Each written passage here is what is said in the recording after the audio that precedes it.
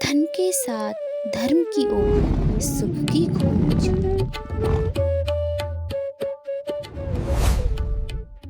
सबसे पहले आज चर्चा करेंगे पाने की और उसमें भी अर्थ की।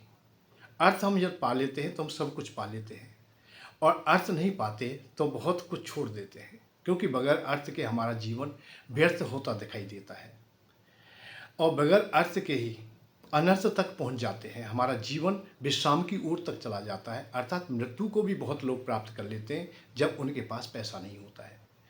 जब ऋणी हो जाते हैं बहुत पीड़ा होती है। तो इन पीड़ाओं को देखते हुए, इन व्यवस्थाओं को देखते हुए आज जो मेरी चर्चा है वो केवल इसी पर है कि तुम अर्थ से पुष्ट कैसे हो।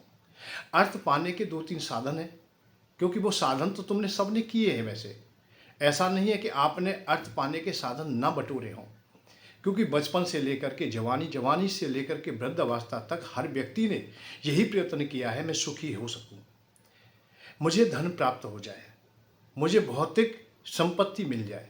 इसके लिए सबने प्रयत्न किया है, परंतु दो तीन प्रकार से ही ये प्राप्त होता है। अब वो कैसे मिलेगा हमें, इसके लिए और इसी की खोज में हम निरंतर रहे। तो पहला तो एक है कि हमें उधारी में मिल जाए, अर्थात माता पिता के द्वारा मिल जाए। पूर्व जन्मों के ऐसे संस्कार हों, अच्छी संपत्ति हमारे पिता पर हो, उससे हमारा जीवन यापन हो जाता है। अच्छा व्यवसाय हो तो भी जीवन यापन हो जाता है, तो भी हम सुखी होते हैं। दूसरा होता है हम अपने ही विवेक से, अपनी बुद्धि से, अपने परिश्रम से, अपनी मेहनत से हम धन अर्जित कर लेते हैं, तो भी हम लोग सुख की ओर चल देते हैं। और तीसरी गति है कि देवताओं की सहायता से, क्योंकि भगवान ने देवताओं को नियुक्त किया है कि भौतिक सुख देने के लिए। देवता नाम ही तब है जब वो देता है, और किसे देता है, विशेष करके इस प्रकृति को, अर्थात मानव को। मानव ही इसमें मुख्य केंद्र है। तो हमें अर्थ कहाँ से मिलेगा? अर्थ के देवता से भी हमें सहायता लेनी चाहिए। ये तीनों प्रकार और तीनों गुण जब मिल जाते हैं तो मानव सुखी हो जाता है। परंतु हम देखते हैं कि बहुत ऐसे लोग हैं जो पैदा हुए निर्धनता में, पैदा हुए और निर्धनता में पूरा जीवन जा रहा है। बहुत लोग ऐसे हैं, बहुत परिश्रम करते हैं, बहुत मेहनत करते हैं, बुद्धि विवेक भी लगाते हैं, फिर भी वो ऋणी तक हो जाते हैं, नहीं लाभ हो पाता है, नहीं धन प्राप्त कर पाते हैं, और अपने को हमेशा दुखालय में छोड़ देते हैं। ऐसी स्थिति में पहुंच जाते हैं, ऐसी महापीड़ा में पहुंच जाते हैं कि अनर्थ तक पहुंचते देखे गए हैं। तो इसलिए हमें तृतीय गति को भी हमें नहीं भूलना चाहिए, क्योंकि भगवान ने कुबेर भगवान के अलावा और कोई देवी देवता धन का मालिक नहीं बनाया। ये हमें सबसे पहले समझ लेना चाहिए। यदि हमें अर्थ चाहिए तो कुबेर भगवान की उपासना हमें करनी चाहिए, और कुबेर भगवान की उपासना हम नहीं करते, ये हमारा अधूरापन है। क्योंकि आध्यात्मिक क्षेत्र के बगैर हमारा जीवन बहुत अधूरा है, और पूरे विश्व में, पूरी दुनिया में कोई भी मानव ऐसा नहीं है, चाहे वो किसी भी रूप में परमात्मा को भजता हो, परमात्मा को समझता हो, परंतु किसी न किसी रूप में परमात्मा को निश्चित रूप से भजता है, अर्थात स्वीकारता है। तो हम लोगों को भी परमात्मा की उस क्रियाओं को समझना चाहिए कि आपको जब धन चाहिए तो अर्थ के देवता को निश्चित रूप से आप लोग अपनी उपासना से जोड़ते हैं, और वो है कुबेर भगवान। और कुबेर भगवान सहजता से आपको प्राप्त हो सकते हैं, क्योंकि कुबेर भगवान के जो सत्र है वो वर्षों से हमारे आश्रम में निरंतर चला हुआ है। जैसे 27 साल निरंतर बीत गए हैं, और उसमें सम्मिलित होने में आपको विशेष कोई परिश्रम नहीं करना है और ना कोई विशेष अर्थ खर्च करना है। बहुत सहजता से आप लोग उस सत्र में सम्मिलित हो सकते हैं। और सत्र में सम्मिलित होने का भाव ये है कि आप लोग कुबेर भगवान की उपासना से जुड़ जाते हैं, और आपके सभी आर्थिक जो संकट हैं वो दूर हो जाएंगे। और आर्थिक संकट दूर होने पर सब संकट दूर हो जाते हैं, क्योंकि अर्थ जब मजबूत हो जाता है तो मानसिक अवस्थाएं भी हमारी ठीक हो जाती हैं, और मानसिक अवस्थाएं हमारी जब ठीक होंगी तो हमारी शारीरिक अवस्थाएं भी ठीक होंगी, परिवार भी खुशहाल होगा, बच्चे भी खुशहाल होंगे, सब व्यवस्थाएं बहुत अच्छी प्रकार से हो जाएंगी। तो इसलिए आप लोग कुबेर भगवान से निश्चित जुड़िए, और 1 साल के लिए ये सत्र आप लोग स्वीकार कीजिए। और इसमें बहुत सस्ता देना होता है, बहुत कुछ थोड़ा देना होता है, और वो है केवल 1.25 किलो घी, 1.25 किलो सामग्री, पूजा का सामान, कुछ आचार दक्षिणा। बहुत सुगम है। अब ये भी आप लोग सोचते होंगे इसमें भी बहुत बड़ी रकम हो जाएगी या बहुत कुछ है, नहीं। प्रतिदिन तुम आप लोग बहुत शुल्क थोड़ा सा ही उसे स्वीकार करते हुए 1 वर्ष के लिए स्वीकार कर ले तो तुम्हारा जीवन सार्थक हो जाएगा। भाई घर गृहस्थी आप लोग चलाते हो, घर में हर प्रकार के खर्चा है, तो 1500 रुपये सहज में खर्च होते हैं। ये मैं वैसे नहीं कह रहा हूँ, छोटे से छोटे घर को भी चलाते हैं तो 500-400 रुपये के बगैर घर नहीं चलता है। अब आज की जो स्थिति है उसमें इतना खर्च हो ही जाता है। तो कुबेर भगवान की उपासना में आप लोग 10-11 रुपये भी खर्च कर देते हैं प्रतिदिन के, तो भी आप लोग इस सत्र में सम्मिलित हो जाते हैं, इस हवन में सम्मिलित हो जाते हैं, अखंड ज्योति में सम्मिलित हो जाते हैं। 10 रुपये, 11 रुपये, और भी तुम्हारी सामर्थ्य में यदि कमी दिखाई देती है कि मैं नहीं दे सकता हूँ, या मुझ पर इतना पैसा नहीं हो सकता है, या इतना गर्गिष्ठी में से नहीं निकाल सकता हूँ, 500-400 रुपये में से मैं 10 रुपये नहीं निकाल सकता हूँ, तो 9 रुपये भी निकाल सकते हो, 8 रुपये भी निकाल सकते हो, 7 रुपये भी निकाल सकते हो। मैं ये कह रहा हूँ 6 रुपये, 5 रुपये, कुछ भी यदि आप लोग स्वीकार लेते हैं, उसी से घी सामग्री, पूजा का सामान या आचार दक्षिणा की प्रक्रियाएँ पूरी हो जाती हैं। और उसका प्रतिफल जब हमें प्राप्त होता है तो उससे एक सिद्ध यंत्र तैयार होता है, उसे मैं निःशुल्क तुम्हारे पास भेज दूंगा। उसका पुनः फिर बताता हूँ कि उसका कुछ नहीं देना है, डाक खर्चा भी नहीं देना है आपको। कुबेर भगवान की एक फ़ोटो तस्वीर बहुत अच्छी प्रकार से और विधि विधान के द्वारा आपके यहाँ स्थापना कर दी जाती है, जिससे कि आप लोग कुछ समय में ही बहुत जल्दी से अर्थ की ओर से पुष्ट हो जाते हैं। ऋणी है तो ऋण खत्म हो जाता है और जीवन खुशहाल हो जाता है। बच्चे तुम्हारे खुशहाल रहेंगे, आप खुशहाल रहेंगे, आपका जीवन खुशहाल होगा, बच्चे खुश होंगे। और ऋण जिसके पास होता है उसकी पीड़ा को तो आप स्वयं ही जान सकते हो। मैं बताऊं या मैं चर्चा करूं तो वो भी अधूरी होंगी, क्योंकि आपकी पीड़ा को आपसे ज़्यादा कोई नहीं जान सकता है। ऋण से भारी कष्ट संकट कोई भी नहीं होता है। यक्ष महाराज ने युधिष्ठिर महाराज से जब पूछा कि दुनिया में सुखी कौन है, तो युधिष्ठिर महाराज ने एक ही बात कही कि जो ऋणी ना हो, अर्थात कर्जदार ना हो। सुखी तो केवल वही है जिसके ऊपर कोई भार ना हो। तो तुम्हारे ऊपर जब तक भार है तुम सुखी नहीं हो, किसी भी अवस्था में सुखी नहीं हो। चाहे आप फैक्ट्री चला रहे हो, दुकान चला रहे हो, व्यवसाय चला रहे हो, घर गृहस्थी, कोई कैसी भी अवस्था क्यों नहीं है, परंतु आप सुखी नहीं हो। सुखी कब होंगे? जब ऋणी ना होंगे, अर्थात कर्जदार ना होंगे। और कर्जदार कब ना होंगे? जब धन के देवता की उपासना से जुड़ जाएंगे, उनकी उपासना आप लोग करेंगे। अर्थ के बगैर बड़ी पीड़ाएं होती हैं। हम शास्त्रों को, पुराणों को, सबको पढ़ते हैं, हम रात दिन देखते हैं। राजा हरिश्चंद्र के सामने बहुत बड़ी भारी पीड़ा आ गई थी, क्योंकि वो ऋणी हो गए थे। उन्होंने टहल की, मजदूरी की, परंतु कोई लाभ ना हुआ। अंत में उस ऋण को देने के लिए ऐसी लाचारी हो जाती है कि निश्चित समय भी आ गया है कि उस समय पर निश्चित देना है, तो किसी भी प्रकार से दीजिए। बहुत लोग तुमने देखे होंगे, साहूकार या कोई भी जिनका पैसा है, वो कहते हैं कि भैया कहीं से भी ला और किसी भी प्रकार से कुछ भी कर, मेरे पैसा मुझे दे।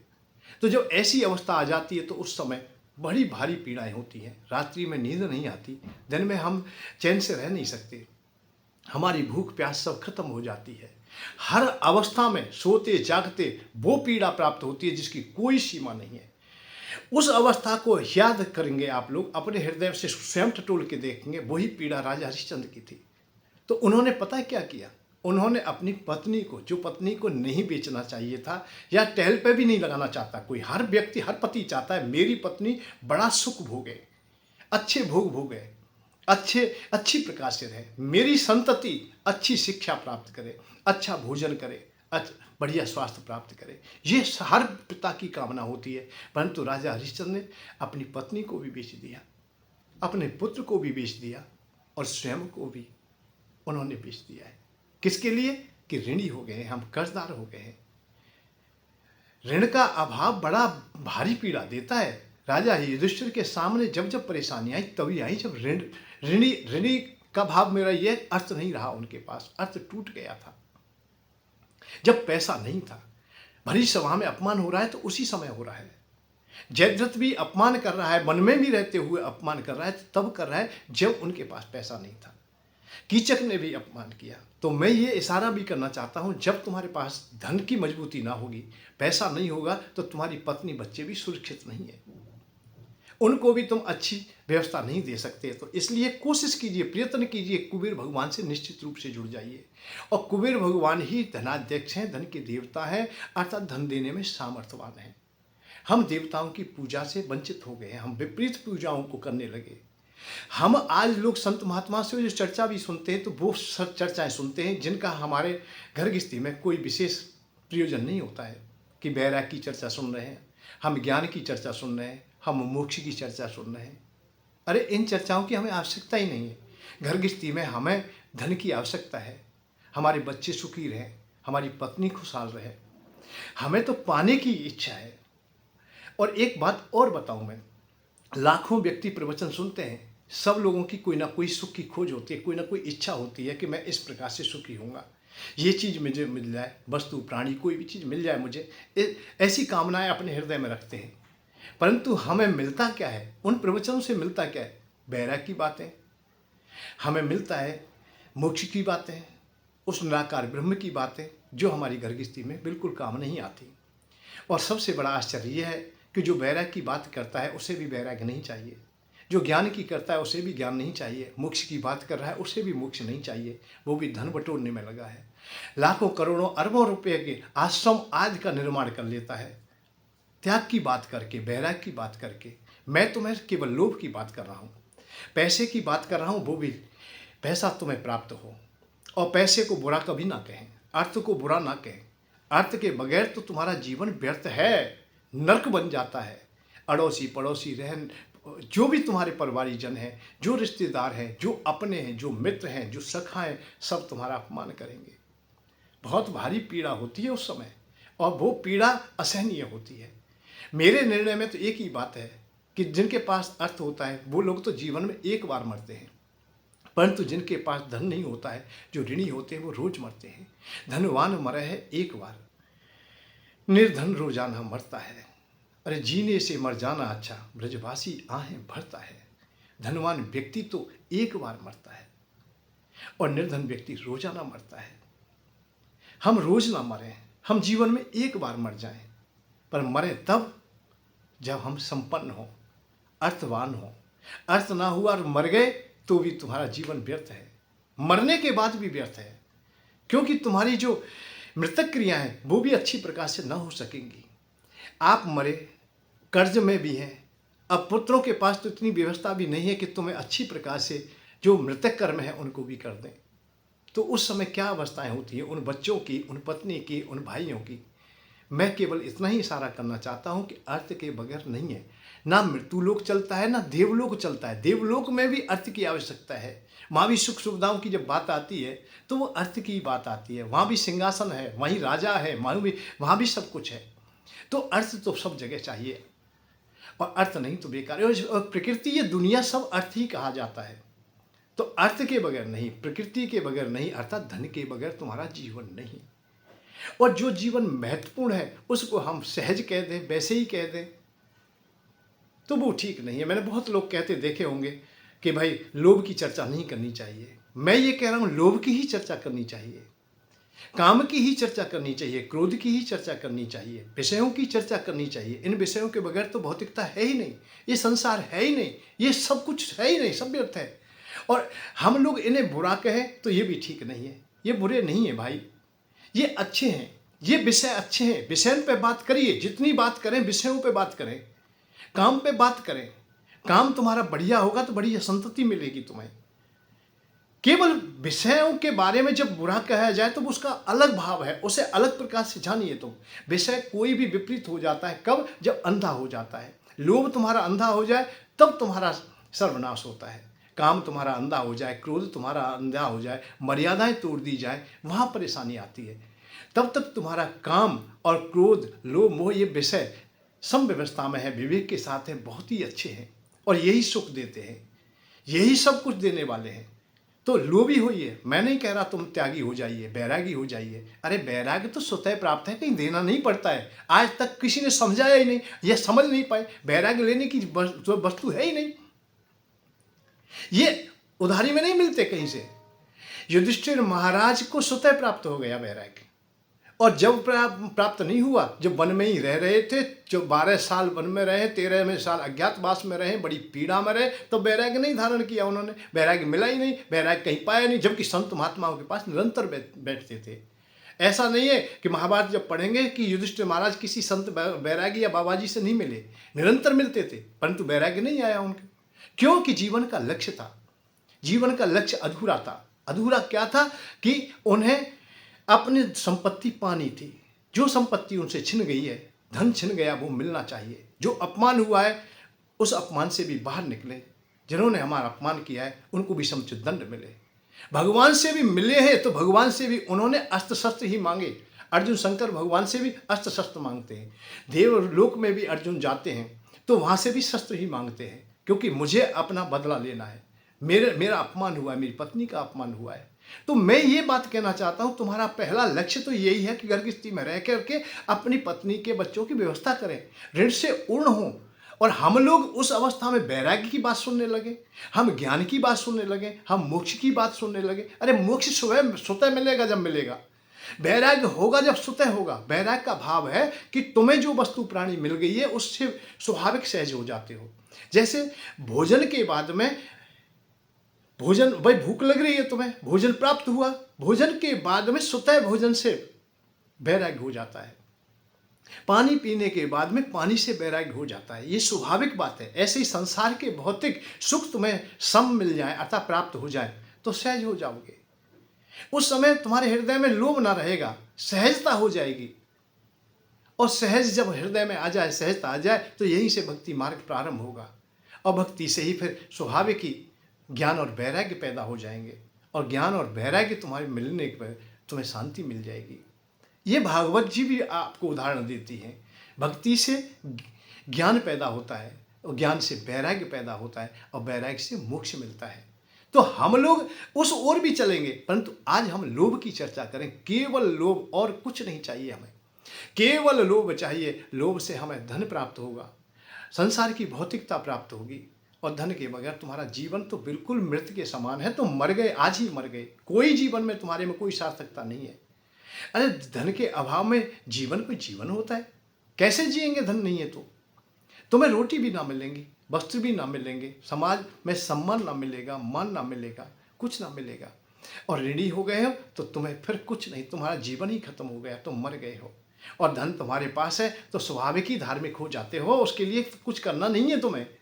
धन से धर्म बहता है, हिमालय से नदियां बहती हैं निरंतर। हिम से अर्थात बर्फ के पहाड़ है तो वहाँ से नदियां बहती रहती हैं। हिम से हिमनद बहते रहते, धन से धर्म भी बहता है। और रेत के जहाँ पर्वत होते ब्रजवासी नीर बहाता है। जहाँ रेत के पर्वत हैं वहाँ से नदियाँ नहीं बहती। हिमालय से अर्थात जहाँ पानी के भंडार हैं वहाँ से नदियाँ बहती हैं। इसलिए जब तुम्हारे पास धन होगा तो धर्म भी बहेगा, ना चाहते हुए भी धर्म हो जाएगा, ना चाहते हुए भी सभी सिद्धियाँ तुम्हें प्राप्त होंगी। परंतु कब? जब तुम सुखी होंगे। और सुखी होने का यह साधन है केवल अर्थ। अर्थ तुम्हें प्राप्त हो और अर्थ के बाद में सब यज्ञ, हवन, पुण्य, दान सब चलेंगे। बहुत अच्छा जीवन तुम्हारा होगा, तुम्हें यश भी मिलेगा, तुम्हारा नाम भी होगा। और एक बात बताएं, बगैर दान के यश मिलता भी नहीं है। ये महाभारत सिद्ध करता है, शास्त्र सिद्ध करते हैं। यश हमेशा दान से मिलता है। और दान नहीं किया है तो आपको यश नहीं मिलेगा। और दान कब करोगे? जब अर्थ होगा तुम्हारे पास, कुछ होगा, कुछ देने के लिए होगा। और देने के लिए तुम्हारे पास नहीं है, आप ही अरे स्वयं उपवासी हो, स्वयं भूखे हो, तो फिर किसी को क्या दे सकेंगे? तो इसलिए कुछ प्राप्त करने का प्रयत्न कीजिए। वैराग्य की बातों को पीछे कर लेंगे। पहले अभी हम अर्थ की बात कर लेते हैं। तो कुबेर भगवान के अलावा कोई भी देवी देवता धन देने वाला नहीं है, क्योंकि धन के देवता कुबेर भगवान है। कुबेर देवता को ही आपको पूजना चाहिए, उनकी उपासना करनी चाहिए। उनके सत्र से आप लोग जुड़िए और आप लोग 1 साल के लिए जुड़िए। 1 साल के सत्र में जुड़ने के लिए 1.25 किलो घी, 1.25 किलो सामग्री, पूजा का सामान, 10-20 रुपये, 50-40 रुपये, 50-100 रुपये आप लोग आचार दक्षिणा के रूप में भी दे सकते हो। बस इतना आपको देना है। और ये शुल्क मैं फिर कह रहा हूँ कि ये आप लोग घी सामग्री जैसे उपलब्ध नहीं करा पाते हो, बहुत लोग शुल्क ही देते हैं। तो घी सामग्री के बदले में जो शुल्क दे रहे हो वो भी ज़्यादा नहीं है, ज़्यादा से ज़्यादा 10 रुपये देते हैं आप लोग। प्रतिदिन की पूजा 10 रुपये में तुम्हारी हो जाएगी, जबकि वैसे पूजा नहीं हो सकती 10 रुपये में। कुछ आता नहीं है आज की अवस्था में। आज हम 10 रुपये में क्या ले सकते हैं? 10 रुपये में कुछ नहीं ले सकते। परंतु मैं फिर भी कह रहा हूँ कि 10 रुपये बहुत हो सकते हैं। हो सकता है कि ना दे पाएँ, क्योंकि हम तो पहले से ही कर्जदार हैं, पहले से ही परेशान हैं, पहले से ही दुखी हैं, तो 10 रुपये बहुत हो जाएंगे कि महीने में 300 रुपये हो जाते हैं। तो कम कर लें, आप लोग 9 रुपये कर लें, 8 रुपये कर लें, 7 रुपये कर लें, अरे 6 रुपये कर लें, 5 रुपये कर लें। भैया कुछ तो आपको शुल्क देना पड़ेगा, तभी देवता खुश होंगे और तभी हो सकता है कि हमारी भी प्रक्रियाएं जो करने वाली हैं वो चालू हों और उन्हें हम कर सकें। इसलिए आपके लिए सुगम मार्ग मैंने दिया है, इस सुगम मार्ग को आप लोग अपनाएं। इससे ज़्यादा सहज कोई भी मार्ग तुम्हें इस दुनिया में नहीं मिलने वाला। आप घर में भी पूजा करोगे तो 10-5 रुपये खर्च होंगे ही होंगे। आप उपासना करते हो, आप दीपक जलाते हो, अगरबत्ती जलाते हो, धूप दीप कुछ भी काम करते हो तो 10-5 रुपये का खर्च तो होना है। तो 10-5 रुपये आप लोग खर्च करके आप लोग कुबेर भगवान के इस सत्र में 1 साल के लिए जुड़ जाते हो और 1 साल के सत्र में ही आप लोग निरंतर देखोगे कि जो धन के जो अभाव था, धन के जो कष्ट थे वो दूर हो जाएंगे, जीविका के साधन तुम्हारे पुष्ट होंगे, जो व्यवसाय करते हो वो अच्छी प्रकार से चलेगा, आप लोग ऋणी ना रहेंगे, एकाएक धनहानि होती है वो रुक जाएगी, आप विशेष बीमारियों में जो धन खर्च होता है वो भी रुकेगा। एक बात और बताता हूँ मैं कि दुनिया में सुख के जो साधन हैं वो 2-3 ही मार्ग हैं और वो एक दूसरे से जुड़े हुए हैं। हम कहावत में भी कहते देते हैं कि पहला सुख निरोगी काया और दूसरा सुख घर में हो माया। भाई पहला सुख निरोगी काया, अच्छी काया मिल जाए।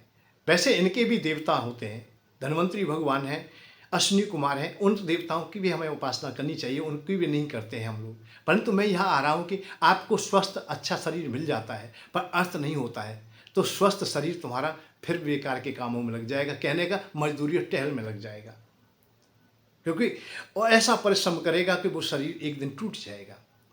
तो दूसरा सुख जो अर्थ है, अर्थ बहुत सुविधा देता है, अर्थ ही सुख देता है, साधन देता है। और अर्थ तुम्हारे पास में जब मजबूत हो जाता है तो सुंदर पत्नी का भी संग हो जाता है।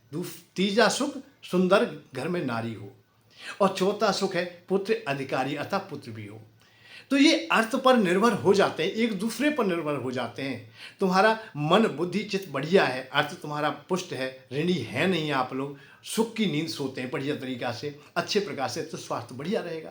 स्वास्थ्य बढ़िया है, सुंदर है, आप लोग अच्छे हैं, धन भी तुम्हारे पास है तो तुम्हारा विवाह शादी भी अच्छा होगा। और जो निर्धन है, जिसके पास जीविका के कोई साधन नहीं है, पहले से ही ऋणी है, उसका कौन विवाह करेगा बताइए। और मानसिक अवस्थाएं जिनकी खराब है तो वो सुंदर कहाँ से लगेंगे, वो तो कुरूप हो जाएंगे आप ही। तो ये एक दूसरे से विपरीत हैं। और जब हम कुरूप हो गए, हम अस्त व्यस्त हो गए, मन बुद्धि चित्त हमारा बढ़िया नहीं है, तो अच्छी संतान भी नहीं होगी, अच्छी पत्नी भी ना रहेगी, क्योंकि पत्नी चिड़चिड़ी हो जाएगी, पत्नी भी इधर से उधर की बातें करेगी क्योंकि वो दुखी है। और जो दुखी है बेचारी, वो अच्छी जननी कैसे होगी, अच्छी संतति हमें मिलेगी नहीं, हमारा जीवन व्यर्थ हो जाता है। तो एक दूसरे पर जुड़े हैं और सबसे महत्वपूर्ण है अर्थ।